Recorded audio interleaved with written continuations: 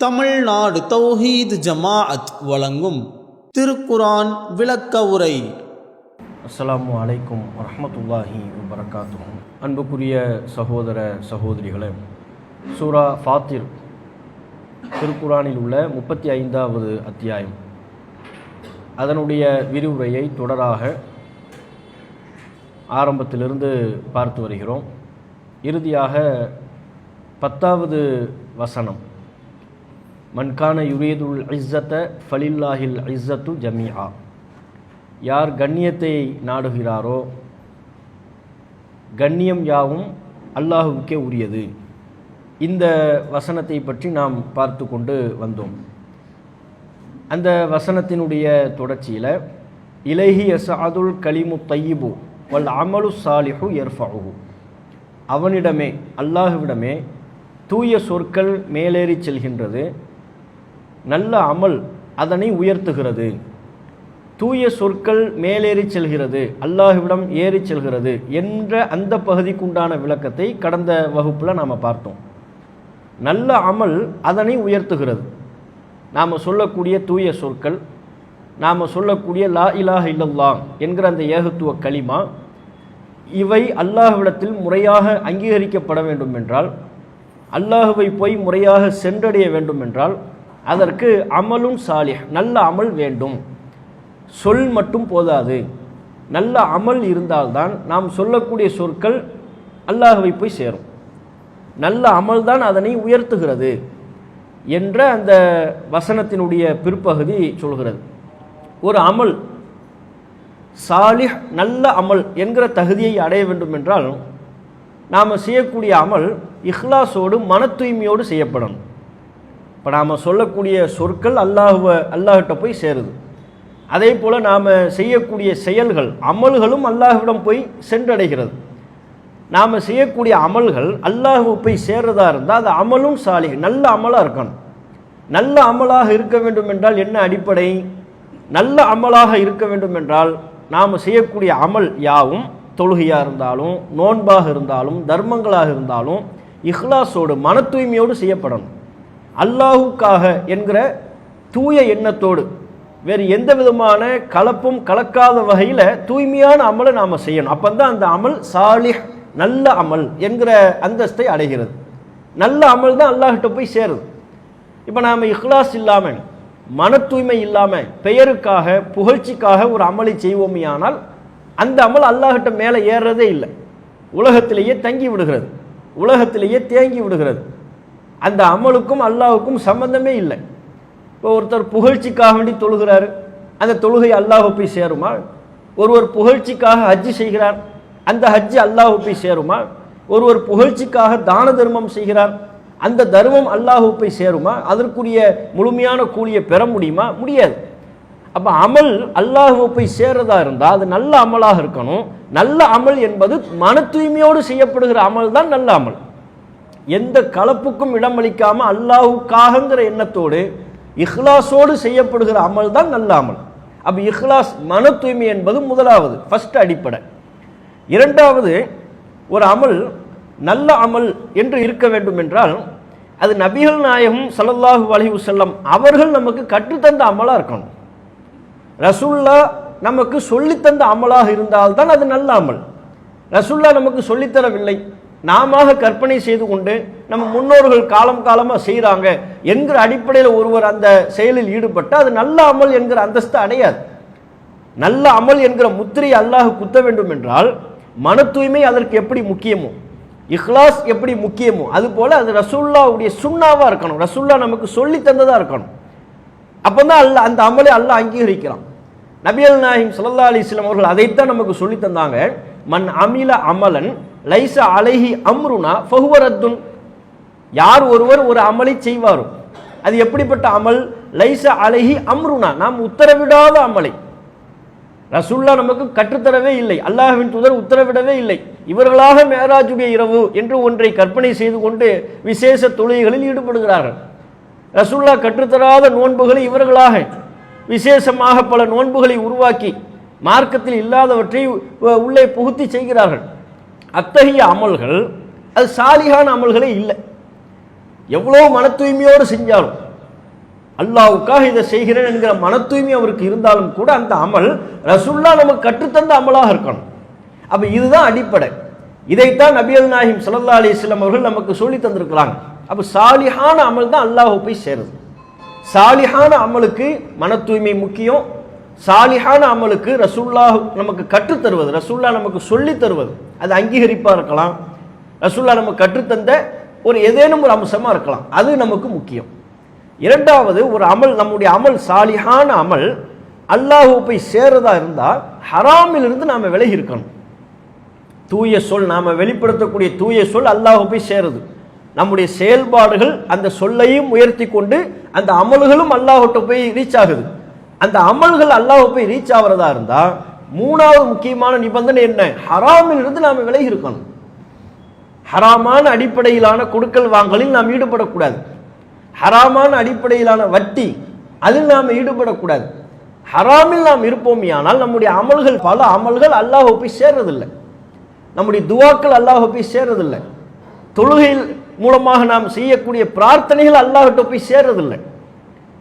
அது தடப்பட்டு விடுகிறது. நபிகள் நாயகம் ஸல்லல்லாஹு அலைஹி வஸல்லம் அவர்கள் நமக்கு சொல்லித்தராங்க. முஸ்லிம்ல பதிவு செய்யப்பட்ட செய்தி, யா அய்யுஹன் நாஸ், மக்களே, இன்னல்லாஹ தய்யிபுன் லா யக்பலு இல்லா தய்யிபன், அல்லாஹ் தூய்மையானவன், தூய்மையானவற்றை தான் அல்லாஹ் ஏற்கிறான். தூய்மையான அமல் தான் அல்லாஹ்கிட்ட போய் சேருது. தூய்மையானவற்றையே அல்லாஹ் ஏற்கிறான். வ இன்னல்லாஹ அமரல் முஃமினீன பிமா அமர பிஹில் முர்சலின், அல்லாஹ் தூதர்களுக்கு எதை உத்தரவிட்டானோ அதையே மூமின்களுக்கும் அல்லாஹ் உத்தரவிடுகிறான். எல்லா தூதர்களுக்கும், இறை தூதர்களுக்கும், நபிமார்களுக்கும் எதனை கடைபிடிக்க வேண்டும் என்று அல்லாஹ் சொன்னானோ அதைத்தான் ஏனைய மூமின்களும் கடைபிடிக்க வேண்டும் என்று அல்லாஹ் சொல்லியிருக்கிறான். தூதர்கள் எதை கடைபிடிக்கணும்னு அல்லாஹ் உத்தரவு போட்டான். ஆதம் அலைஹிஸ்ஸலாம் அவர்களிலிருந்து நபிகள் நாயகம் ஸல்லல்லாஹு அலைஹி வஸல்லம் அவர்கள் வரை எல்லா தூதர்களுக்கும் அல்லாஹ் சொன்ன உத்தரவு என்ன? ரசூலுல்லாஹ் அதை குறிப்பிடுறாங்க. யா அய்யுஹர் ருசுல், தூதர்களே, குலூ மினத் தய்யிபாத்தி, தூய்மையானவற்றை உண்ணுங்கள், வஅமலு சாலிஹன், நல்ல அமல்களில் ஈடுபடுங்கள், இன்னி பிமா தஅமலூன அலீம், நீங்கள் செய்பவற்றை நான் பார்த்து கொண்டிருக்கிறேன், நீங்கள் செய்பவற்றை நான் நன்கு அறிந்தவன். இதுதான் தூதர்களுக்கு அல்லாஹ் சொன்ன உத்தரவு. தூய்மையானவற்றை உண்ணணும், தூய்மையான அமல்கள், நல்ல அமல்களில் ஈடுபடணும். அந்த நல்ல அமல் அல்லாஹ்வை போய் சேரதா இருந்தா தூய்மையானவற்றை தான் உண்ணணும். அதுதான் ஃபர்ஸ்ட், அதுதான் அடிப்படை. அதைத்தான் அல்லாஹ் தூதர்களுக்கு சொல்லியிருக்கிறான். ரசூலுல்லாஹ் இன்னும் ஒரு குர்ஆன் வசனத்தை ஓதி காட்டுகிறார்கள். யா அய்யுஹல்லதீன ஆமனு, ஈமான் கொண்டோரை, குலூ மின் தய்யிபாத்தி மா ரஸக்னாக்கும், நாம் உங்களுக்கு வழங்கியவற்றில் தூய்மையானதை உண்ணுங்கள். நான் உங்களுக்கு எதை ஹலாலான் ஆக்கி தந்திருக்கிறேனோ, எந்த சம்பாத்தியத்தை ஹலாலாக்கி தந்திருக்கிறேனோ அந்த முறையில் தான் நீங்கள் உண்ண வேண்டும். அப்பதான் உங்க அமல் என்ன ரீச் ஆகும். அப்போதுதான் அல்லாஹ் அந்த அமல்களை ஏற்கிறான் என்பதாக நபிகள் நாயகம் ஸல்லல்லாஹு அலைஹி வஸல்லம் அவங்க நமக்கு கற்றுத்தராங்க. இதை சொல்லிட்டு ரசூலுல்லாஹ் ஒரு சம்பவத்தை குறிப்பிடுறாங்க. ஒரு நபரை பத்தி சொல்றாங்க. என்ன? சும்ம தக்கர அர் ரஜுல, ஒரு மனிதரை பற்றி ரசூலுல்லாஹ் சொன்னாங்க. யுதீலு சஃபர், அவர் நீண்ட பயணம் மேற்கொள்கிறார். தலையெல்லாம் தலைவிரி கோலமாக இருக்கு, புழுதி படிந்து இருக்கிறது.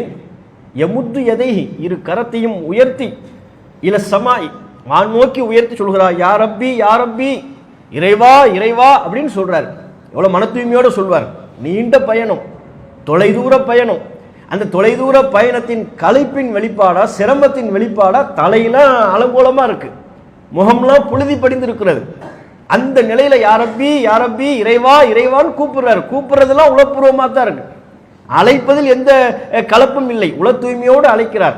ஆனால் ரசூலுல்லாஹ் சொல்றாங்க, ஆனால் ஒ மத்அமுஹு ஹராம், அவர் உணவு ஹராமாக இருக்கிறது. ஒ மஷ்ரபுஹு ஹராம், அவர் குடிப்பது ஹராமாக இருக்கிறது. ஒ மல்பசுஹு ஹராம், அவர் அணிந்திருக்கிற ஆடை ஹராமாக இருக்கிறது. ஓ ஹுதிய பில் ஹராம், ஹராமில் மூழ்கியவராக இருக்கிறார், ஹராமிலேயே உழன்று கொண்டிருக்கிறார். குடிக்கிறது ஹராம். குடிக்கிறது ஹராம்னா மது குடிச்சா மது ஹராம். ஆடை, அவர் அணிந்திருக்கக்கூடிய ஆடை ஹராம். பட்டு ஆடை ஆண்களுக்கு ஹராம், பட்டு உடுத்தி இருந்தார்னா அந்த ஆடை ஹராம், நேரடி ஹராம். இது அல்லாம ஒருவருடைய சம்பாத்தியம் ஹராமா போயிருச்சுன்னா டோட்டலி ஹராமா மாறிடும். ஹராமான சம்பாத்தியத்தில் அவர் ஈடுபடுவாரே, ஆனால் அந்த ஹராமான சம்பாத்தியத்தின் மூலம் அவர் உண்ணுகிற உணவு ஹராமா மாறிடும். அவர் குடிக்கிற தண்ணி, நார்மல் வாட்டர் தான் குடிப்பாரு, நார்மலா தண்ணி தான் குடிப்பாரு, அந்த தண்ணி அவருக்கு ஹராம் ஆயிரும். எப்போது? சம்பாத்தியம் ஹராமா இருந்தா. நல்ல ட்ரெஸ், பார்க்க அழகான நல்ல ட்ரெஸ் தான் அணிஞ்சிருப்பாரு, ஆனா அவருடைய சம்பாத்தியம் ஹராமா இருந்தா அவர் உடுத்துற ட்ரெஸ் ஹராம் அவருக்கு. அதைத்தான் நபிகள் நாயகம் சொல்றாங்க, ஹராமிலேயே உழன்று கொண்டிருக்கிறார். ஹராம், குடிக்கிறது ஹராமு, உடுத்துற ஆடை ஹராமு, சாப்பிட்ற சாப்பாடு ஹராமு. ஹராமிலேயே உழன்று கொண்டிருக்கும் பொழுது யாரப்பி யாரப்பி என்று சொன்னால் அண்ணா யுஸ்தஜாபுல் இதாலிக்க, எப்படி அவருக்கு பதிலளிக்கப்படும் அப்படின்னு கேட்குறாங்க. சொல்ல எப்படி அல்லாஹ் அதை அங்கீகரிப்பான்? அந்த துவா எப்படி அல்லாஹ் போய் ரீச் ஆகும்? ஹராம விட்டா தான் ரீச் ஆகுங்கிறாங்க. அந்த பிரார்த்தனையை அல்லாஹ் கண்டுகொள்ள மாட்டான், அந்த பிரார்த்தனையை அல்லாஹ் அங்கீகரிக்க மாட்டான். காரணம் என்ன? அவர் ஹராமிலேயே உழன்று கொண்டிருக்கிறார். அப்போ ஒரு அமல், நல்ல அமல் அல்லாஹ் போய் சேர வேண்டும் என்றால், அல்லாஹ் அந்த அமலை அங்கீகரிக்க வேண்டும் என்றால் தூய்மையா இருக்கணும். தூய்மைக்கு தான் இப்போது நாம் சொன்ன விளக்கங்கள். இஹ்லாஸ், ரசூலுல்லாஹ் கற்றுத்தந்தவியாக இருக்க வேண்டும், ஹராமிலிருந்து நாம் விலகி இருக்கணும். இந்த 3 நிபந்தனைகளையும் பொருந்தி இருக்கும் பொழுதுதான் அமல்கள் அல்லாஹ் போய் சேரும். அந்த அமல்களுக்கு உண்டான பலனை நாம மறுமையில அடைய முடியும். இந்த வசனம் நமக்கு உணர்த்தக்கூடிய மற்றும் ஒரு பகுதி என்னன்னு சொன்னா, இலைஹி யஸ்அதுல் கலிமு தய்யிபு வல் அமலு ஸாலிஹு யர்ஃபஉஹு. தூய வார்த்தை அல்லாஹ்விடம் உயர்கிறது, உயர்ந்து செல்கிறது. நல்ல அமல் அதனை உயர்த்துகிறது. தூய சொல்லு, நல்ல அமல். இதன் மூலமா அல்லாஹ் நமக்கு என்ன சொல்ல வர்றான்? சொல்லு செயல், சொல்லும் செயலும் ஒன்னா இருக்கணும், பொருத்தமா இருக்கணும். சொல்லு தூய சொல்லா இருக்கு, அமல் சரியில்லைன்னா அது பொருத்தமற்றது, அது சரியில்லை. எந்த சொல்லை நாம் சொல்கிறோமோ அந்த சொல்லும் செயலும் ஒன்னா இருக்கணும். சொல்லு மட்டும் போதாது. ஒருத்தர் சொல்றார், எனக்கு மட்டும் செல்வம் இருந்தா நான் அல்லாஹ்வுடைய பாதையில் அப்படி கொடுப்பேங்கிறார், 100 பள்ளிவாசல கட்டி கொடுப்பேன் அப்படிங்கிறார், சொல்றார். அப்படிப்பட்ட ஒரு சூழலை அல்லாஹ் அவருக்கு கொடுத்தால் அப்படி செயல்படுகிறாரா? சொல்லும் செயலும் மேட்சா இருக்கா, ஒன்னா இருக்கா? இது அல்லாஹ்விடத்துல கவனிக்கப்படும். சொல்லும் செயலும் ஒன்றாக இருப்பதைத்தான் அல்லாஹ் விரும்புகிறான். அதையும் அல்லாஹ் இந்த வசனத்தின், இந்த வாசகத்தின் மூலமா, இந்த பகுதியின் மூலமா நமக்கு சுட்டி காட்டுறான். சொல்லு மட்டும் முக்கியம் இல்லை, சொல்லு தூய்மையா இருந்தா பத்தாது, செயல் அதை உயர்த்தும் வண்ணமா இருக்கணும். சொல்லுக்கு அழகு எது? செயல். நாம் ஒரு சொல்லை சொல்கிறோம், நான் அல்லாஹ்வுடைய பாதையில் என்னை அர்ப்பணிப்பேன், அல்லாஹ்வுடைய பாதையில் என்னுடைய பொருளாதாரத்தை நான் கொடுப்பேன், அல்லாஹ்வுடைய பாதையில் என்னுடைய நேரத்தை கொடுப்பேன். இந்த அர்த்தத்தில் ஒருத்தர் சொல்றார், நான் அல்லாஹ்வுடைய பாதையில் அர்ப்பணிப்பேங்கிறார். சொன்னா பத்தாது, அதை செய்யணும். இந்த சொல் எப்போது அழகு பெறுகிறது? இந்த சொல் அல்லாஹ்விடத்தில் எப்போது உயர்வு பெறுகிறது? செயல் வடிவம் பெறுகின்ற பொழுதுதான் உயர்வு பெறுகிறது. எந்த ஒரு சொல்லும் அல்லாஹ் அந்த சொல்லை நோட் பண்றான். அந்த சொல்லுக்கு அல்லாஹ்ட்ட எப்போ வெயிட் வருது? ஒரு அடியானுடைய சொல் அது செயலாக மாறும்போது அல்லாஹ்ட்ட வெயிட் ஆகுது. அதான் வெயிட் கொடுக்குது. செயல் தான் சொல்லுக்கு வெயிட் கொடுக்குதுன்னு அர்த்தம். வல் அமலு ஸாலிஹு யர்ஃபஉஹு. நல்ல அமல் அதற்கு வெயிட் கொடுக்கிறது, அதை உயர்த்தி செல்கிறது. சொல்லு அல்லாஹ்விடத்தில் கவனிக்கத்தக்கதாக மாறுவது எப்போது? அது செயலாக மாறும் பொழுது. நம்ம என்ன சொல்றோங்கிறது முக்கியம் இல்லை, என்ன செய்யறோங்கிறது அல்லாஹ்ட்ட முக்கியம். ரசூலுல்லாஹ்வால் உருவாக்கப்பட்ட நபி தோழர்கள், சஹாபாக்கள், அவங்கெல்லாம் சொல்லு ஒன்று செயல் இன்னொன்று இல்லவே இல்லை. எதை சொன்னாங்களோ அதை செஞ்சாங்க.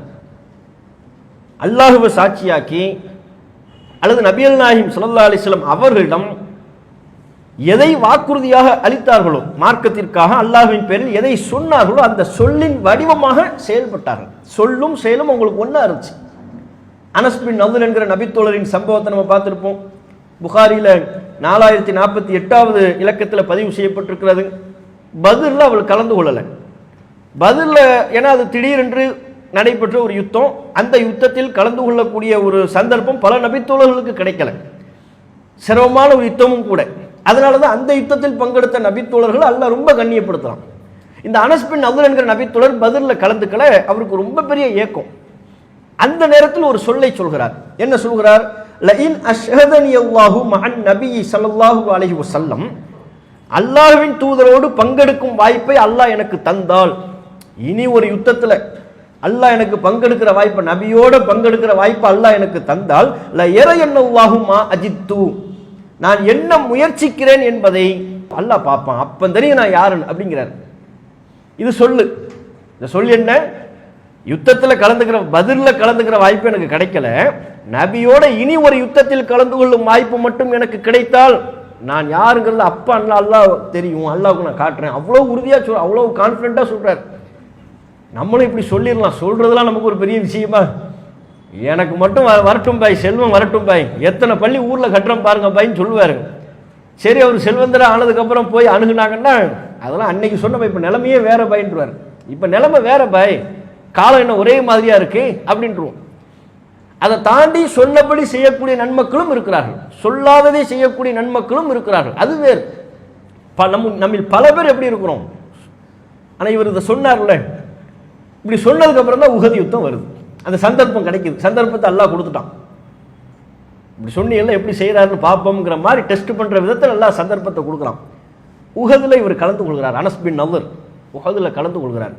உஹதுல குழப்பம் ஏற்படுது, எதிரிகளின் குழப்பம், முஸ்லிம்களுக்கு மத்தியில் குழப்பம், பின்வாங்கி ஓடுறாங்க, முஸ்லிம்களுக்கு பின்னடைவு ஏற்படுது, ரசூல்லா மௌத்தாயிட்டாங்கிற செய்தி வருது, பெரிய ஒரு குழப்பம்.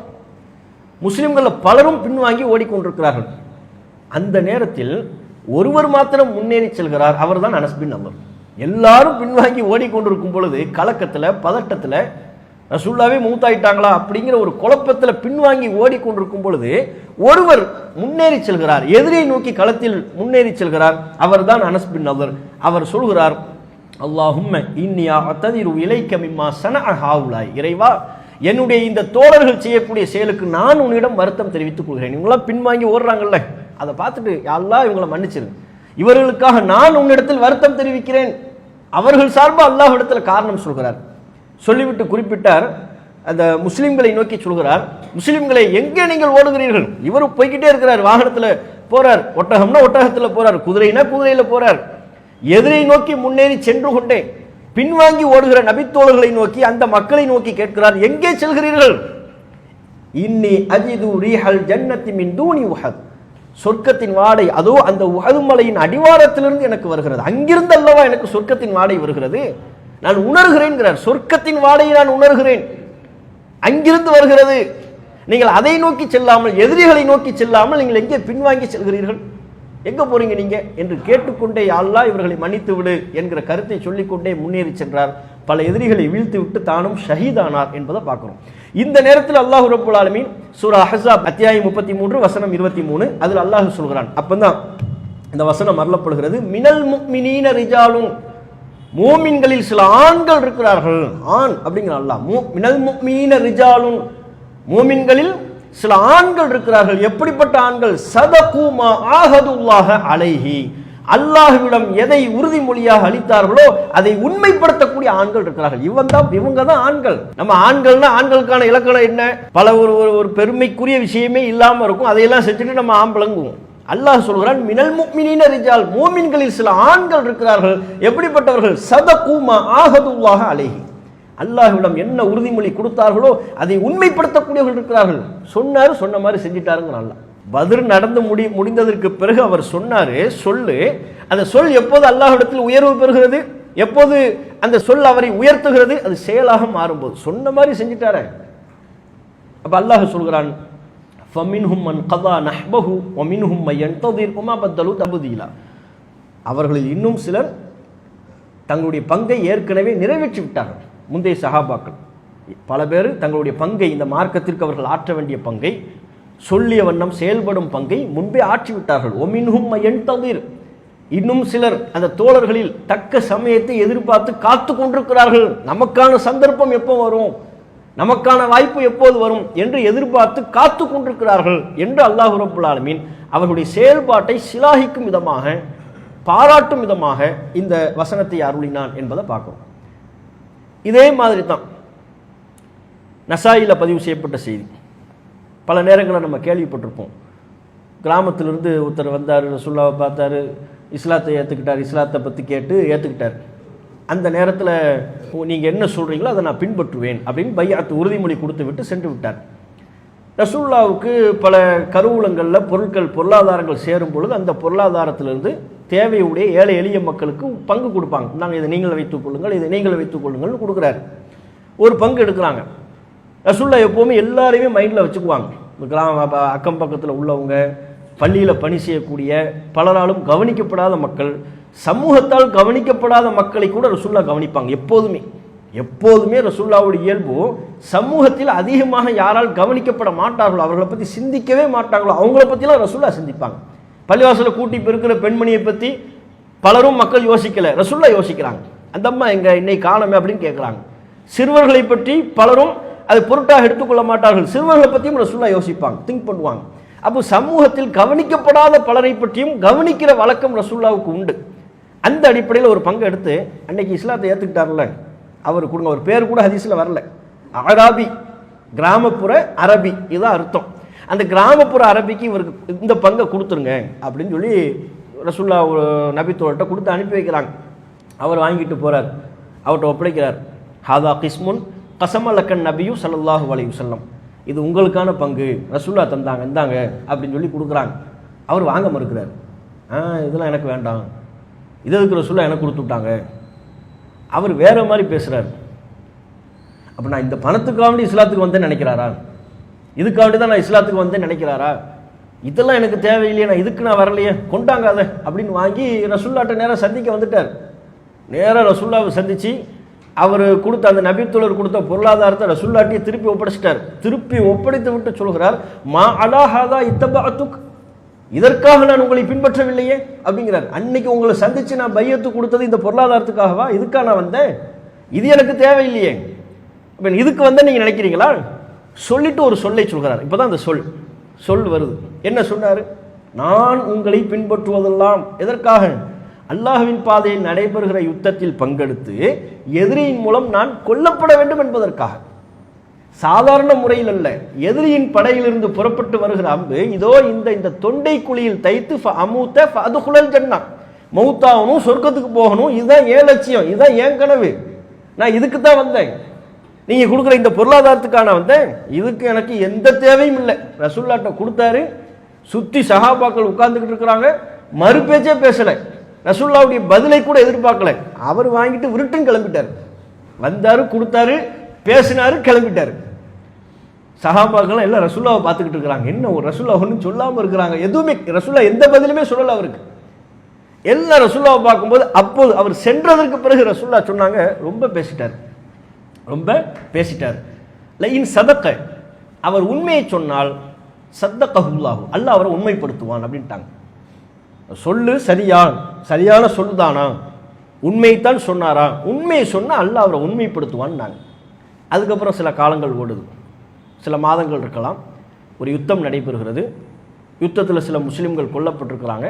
கொல்லப்பட்ட முஸ்லீம்களின் உடல்களை ரசூல்லா வரிசையாக பார்த்துக்கிட்டு இருக்கிறாங்க. அவங்களுக்காக வேண்டி துவா செய்கிறாங்க. திடீரென்று ஒரு உடல் ரசூல்லாவுடைய கண்ணில் படுகிறது. தொண்டை குழியில் அம்பு தைக்கப்பட்டு அந்த அம்பு எடுக்கப்படாத நிலையிலே இருக்கு.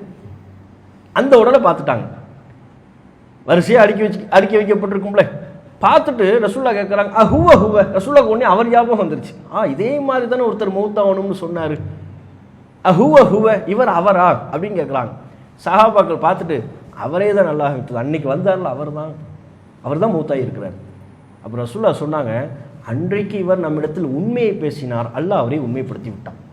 உண்மையை தான் பேசியிருக்கிறார், அவர் சொன்னதெல்லாம் உண்மை, அல்லாஹ் அவர் உண்மைப்படுத்திட்டான். உடனே அழுது கொண்டே வான் நோக்கி பார்த்து சொன்னார்கள், இறைவா, இவர் உன்னுடைய அடியார், உனக்காகவே ஹிஜ்ரத் இந்த மார்க்கத்தில் இணைந்து கொண்டவர், உனக்காகவே இந்த மார்க்கத்தை நோக்கி புறப்பட்டு வந்தவர், உனக்காகவே தன்னுடைய உயிரையும் அர்ப்பணித்திருக்கிறார். அன ஷஹீதுன் அலா தாலிக், இவருக்கு நான் சாட்சி அப்படின்னு ரசூலா சொன்னாங்க. இவர் உனக்காகத்தான் வந்தாருங்கிறதுக்கு நான் சாட்சி இறைவா. ஏன்? சொன்ன சொல்லை உண்மைப்படுத்திட்டார். அப்போ சொல்லும் செயலும் உண்மை ஒன்றாக இருக்கணும். எதை சொல்றோமோ அதை நம்ம செய்யணும். நம்முடைய செயல்தான் சொல்லை அல்லாஹ்விடத்தில் உயர்த்தி செல்கிறது. செயல்தான் சொல்லுக்கு அழகு சேர்க்கிறது. சொன்ன சொல்லின்படி தான் நபித்தோழர்களில் பலரும் செயல்பட்டார்கள் என்பதை இது மாதிரி ஏராளமான செய்திகளை நம்ம பார்க்கிறோம். அந்த அடிப்பில் நாம் நம்முடைய செயல்பாடுகளை அமைத்துக் கொள்ளணும் என்பதுதான் இந்த வசனத்தின் இந்த பகுதி நமக்கு சொல்லக்கூடியது. இலைஹி யஸ்அதுல் கலிமு தய்யிபு வல் அமலு சாலிஹு யர்ஃபஉ, தூய சொல் அல்லாஹ்விடம் மேலேறி செல்கிறது, நல்ல அமல் அதனை உயர்த்துகிறது. நல்ல அமல் வேணும், நல்ல அமல் இல்லாமல் அது சாத்தியம் இல்லை.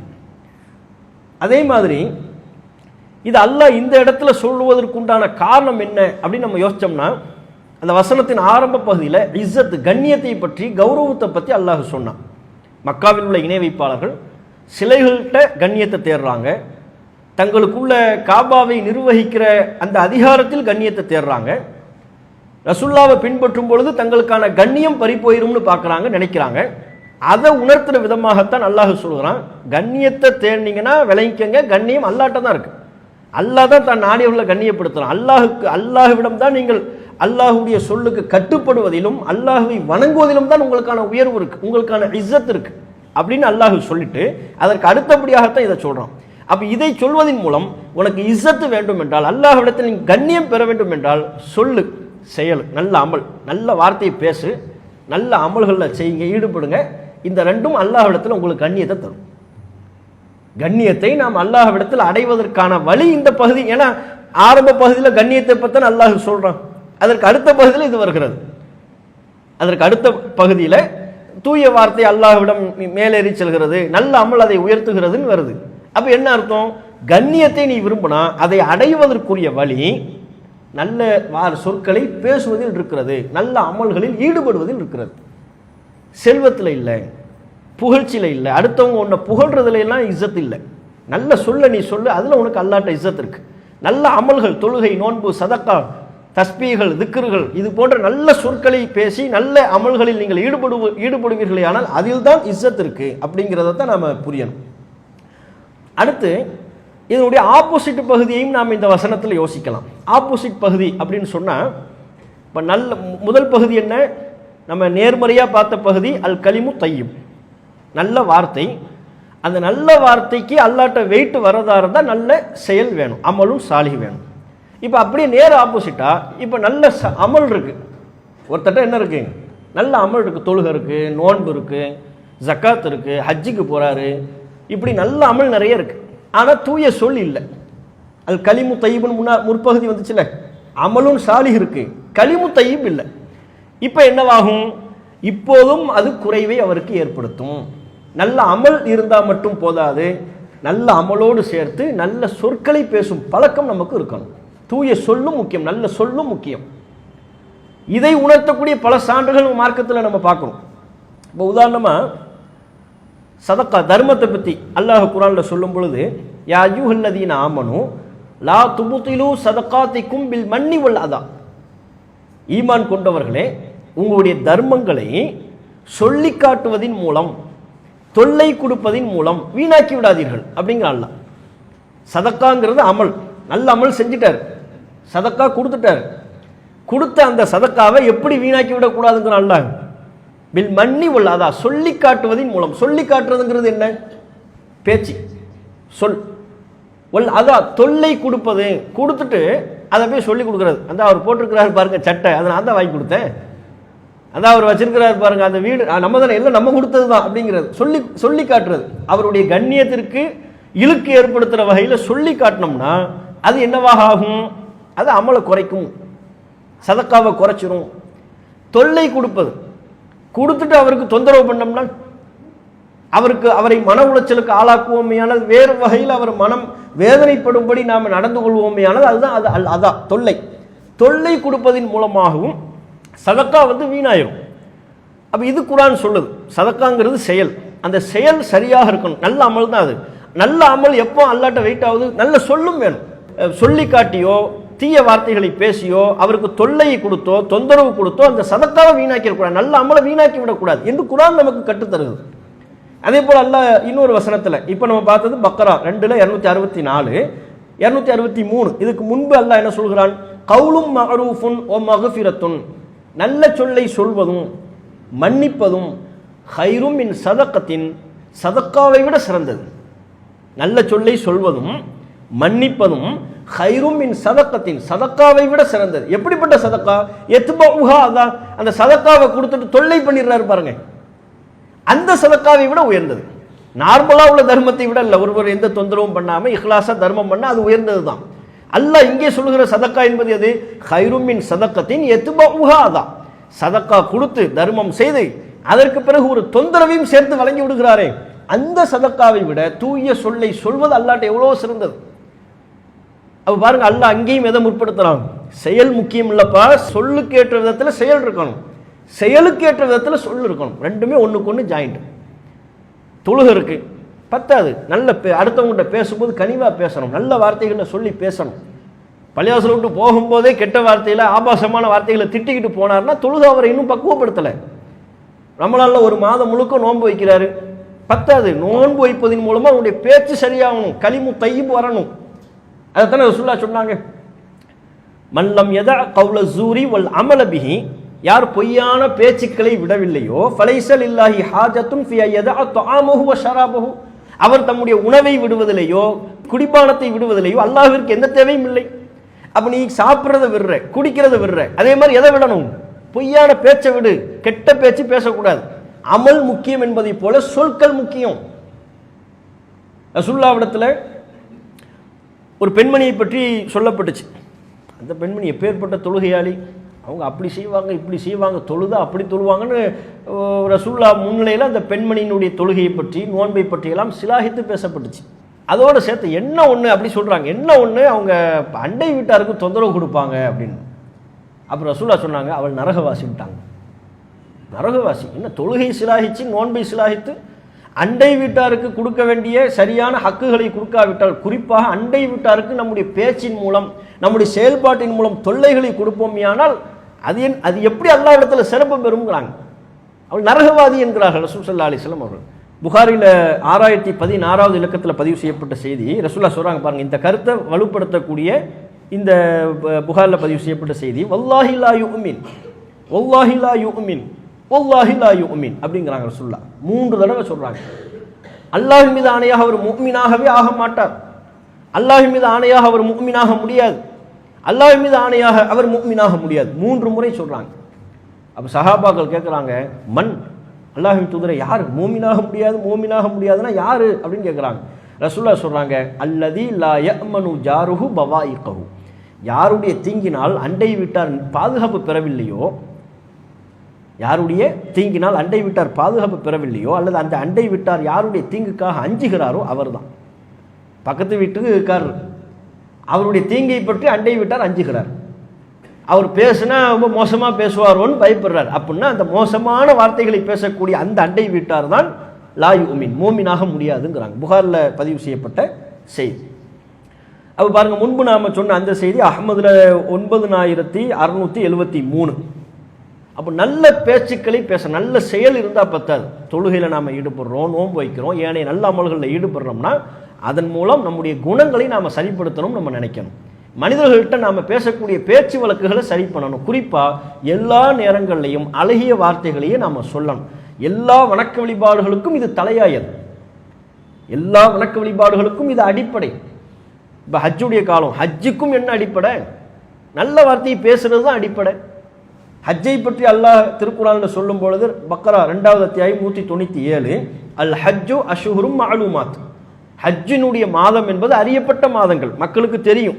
எந்த மாசத்துல ஹஜ்ஜினுடைய காலம், ஹஜ்ஜினுடைய சீசன் என்ன மக்களுக்கே தெரியும், அரபு மக்களுக்கு தெரியும். அது ஃபமன் ஃபர்த ஃபீஹின்னல் ஹஜ்ஜ, யார் அந்த காலகட்டங்களில் ஹஜ்ஜை விதியாக்கி கொள்கிறாரோ, ஃபலா ரஃபத வலா ஃபுசூக வலா ஜிதால ஃபில் ஹஜ், அப்படி ஹஜ்ஜை விதியாக்கி கொண்டதற்கு பிறகு பயிற்சி என்ன பயிற்சி? ஃபலா ரஃபத, தாம்பத்தியத்தில் ஈடுபடக்கூடாது. அது ஒரு கட்டுப்பாடு, அங்கு சொல்லப்படுகிற ஒரு ஒழுக்கம். நோன்பின் போது நமக்கு பகல் நேரத்தில் சொல்லப்படுதல் அது மாதிரி எஹ்ராமிலிருந்து கலையிற வரையிலையும் ஹஜ்ஜின் கிரியையை முழுமையாக முடிக்கிற வரையிலையும் தாம்பத்தியத்தில் ஈடுபடக்கூடாது, அது வேறு. ஒலா ஃபுசூக, பாவம் பேசக்கூடாது. ஒலா ஜிதால ஃபில் ஹஜ், ஹஜ்ஜின் போது வீண் தர்க்கத்தில் ஈடுபடக்கூடாது, வளவளவள அப்படின்னு பேசிக்கிட்டு இருக்கக்கூடாது, வீண் தர்க்கத்தில் ஈடுபடக்கூடாது, பாவமானதை பேசக்கூடாது. ஹஜ்ஜிலையும் அல்லாஹ் எதை தர்த்தீப் பண்ணுறான்? பேச்சுக்களை தர்த்தீப் பண்ணுறான். நல்லவற்றை பேச வேண்டும் என்பதை அல்லாஹ் நமக்கு கற்றுத்தரான். எல்லா வணக்க வழிபாடுகளுக்கும் இது அடிப்படை என்பதை குர்ஆனில் 2வது அத்தியாயம் 83வது வசனம், பக்ராவில் 83, அதில் இஸ்ரவேல் சமுதாயத்தை பற்றி அல்லாஹ் சொல்கிறான். வைதா அகதுனா மீசாக பனி இஸ்ராயில், இஸ்ரவேல் சமுதாயத்திடம் நாம் உடன்படிக்கை எடுத்தோம்.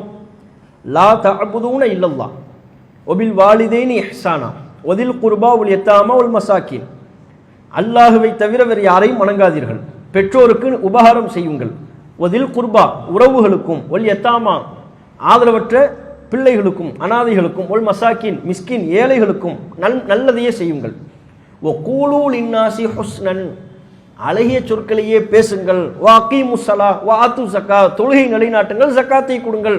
தொழுகைக்கு ஜக்காத்துக்கு முன்னால் அல்லாஹ் இதை சொல்லிடுறான். இஸ்ரவேல் சமுதாயத்திடம் அல்லாஹ் உடன்படிக்கை, அல்லாஹ் பையத்து எடுக்கிறான், உடன்படிக்கை எடுக்கிறான்.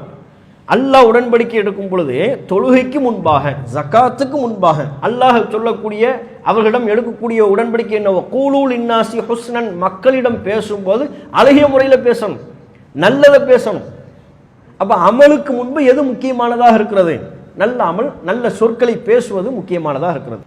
அப்போ சொல்லு அழகாக இருக்குன்னா அது மட்டும் போதாது, செயல் அழகாக இருக்கணும். ஒருத்தர்கிட்ட செயல் அழகாக இருக்குது அப்படின்னா அது மட்டும் போதாது, அவருடைய சொல்லும் அழகாக இருக்கணும். இந்த ரெண்டும் இணைந்ததாக அல்லாஹ்விடம் போய் சென்றடைகிறது என்பதை இந்த வசனத்தின் பகுதி நமக்கு சொல்லுதுங்கிறத நம்ம புரியலாம். அடுத்த அந்த வசனத்தினுடைய அடுத்த பகுதி, வல்லதீன யம்குரூன ஸய்யிஆத்தி லஹும் அஸாபுன் ஷதீத் வ மக்ரு உலாயிக ஹுவ யபூர்.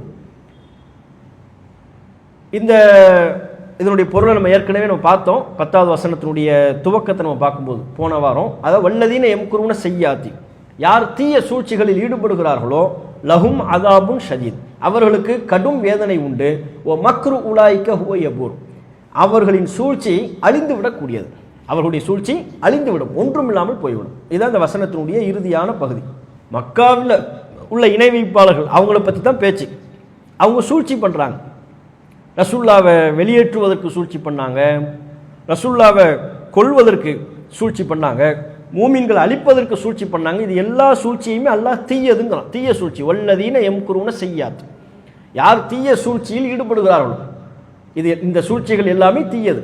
லஹும் அஸாபுன் ஷதீத், இந்த தீய சூழ்ச்சியில் ஈடுபடக்கூடியவர்களுக்கு கடும் வேதனை உண்டு, இந்த சூழ்ச்சியும் அழிந்து விடும். அல்லாஹ் அவங்களுக்கு எச்சரிக்கை கொடுக்குறான். நீ ரசூலுல்லாஹ்வை அழிக்கலாம்னு பார்க்குறியா, மூமின்களை அழிக்கலாம் ஒடுக்கலாம்னு நினைக்கிறியா, நீ பண்ணக்கூடிய சூழ்ச்சிகள் எல்லாமே அழிந்து போகக்கூடியது, உன்னை நான் விட மாட்டேன், உனக்கு மறுமையில் கடுமையான தண்டனை இருக்கு என்று அல்லாஹ் அவர்களுக்கு எச்சரிக்கை கொடுக்குறான். நீங்கள் இஸ்லாமிய வரலாற்றை பார்க்கின்ற பொழுது குர்ஆனில் சூழ்ச்சிகள் தொடர்பாக நம்ம பார்க்கின்ற பொழுது எல்லா சமுதாயத்திலையும் அந்த சமுதாயத்தில் பிரச்சாரம் செய்த இறை தூதர்களுக்கு எதிராக சூழ்ச்சி செய்யப்பட்டது. அந்த சமுதாயத்தில் வாழ்ந்த மூமின்களுக்கு எதிராக சூழ்ச்சிகள் பின்னப்பட்டது என்பது அல்லாஹ் குர்ஆனில் தொடர்ச்சியாக பதிவு பண்ணுறான். நூஹ் நபியினுடைய சமுதாயத்தை பற்றி அல்லாஹ் சொல்லும்போது ஓ மக்கரு மக்ரன் குப்பாரா, பெரும் சூழ்ச்சியை அவர்கள் ஈடுபட்டார்கள் அப்படின்னு அல்லாஹ் சொல்கிறான். எல்லா சமுதாயத்தை பற்றி ஓ மக்கரு மக்கரன் ஓ மக்கர்னா மக்கரன், அவர்களும் சூழ்ச்சி செய்தார்கள், நாமும் சூழ்ச்சி செய்கிறோம். ஓ மக்கரு ஓ மக்கர் அல்லாஹ் அல்லாஹு கைருல் மாக்கிரீன், அவர்கள் சூழ்ச்சி செய்கிறார்கள், அல்லாஹும் சூழ்ச்சி செய்கிறான், அல்லாஹ் சூழ்ச்சியாளர்களில் சிறந்தவன். இப்படி சூழ்ச்சி குறித்து எல்லா சமுதாயத்திலையும் தூதர்களுக்கு எதிராக, அந்த தூதர்கள் பின்பற்றி நடக்கக்கூடிய மூமின்களுக்கு எதிராக பல சூழ்ச்சிகள் பின்னப்பட்டது. இப்ராஹிம் நபிக்கு எதிராக சூழ்ச்சி, நூஹ் நபிக்கு எதிராக சூழ்ச்சி, ஷுஐப் அலைஹிஸ்ஸலாம் அவர்களுக்கு எதிராக சூழ்ச்சி. அந்த சூழ்ச்சிகள் எல்லாமே என்ன, ரெண்டு கான்செப்ட். ஒன்று, அவங்கள ஊரை விட்டு விரட்டுறது, ஊரில் இருக்கக்கூடாது, ஊரில் இருந்தால் குழப்பம் பண்ணுறாங்க, ஊரில் இருந்தால் பல குடும்பத்தை பிரிக்கிறாங்க, ஊரை ரெண்டாக்குறாங்க, கட்டுக்கோப்பை சீர்குலைக்கிறாங்க. அப்போ ஊரை விட்டு இவர்களை விரட்டணும், அப்படியான சூழ்ச்சி நடைபெற்றது. அல்லது அவர்களை கொல்லும்படியான சூழ்ச்சி நடைபெற்றது, தூதர்களையே கொல்வது. ரசூலுல்லாஹ்வுக்கு 2 வகையான சூழ்ச்சியும் நடைபெற்றதுங்கிறது அல்லாஹ் குர்ஆனில் சொல்றான்.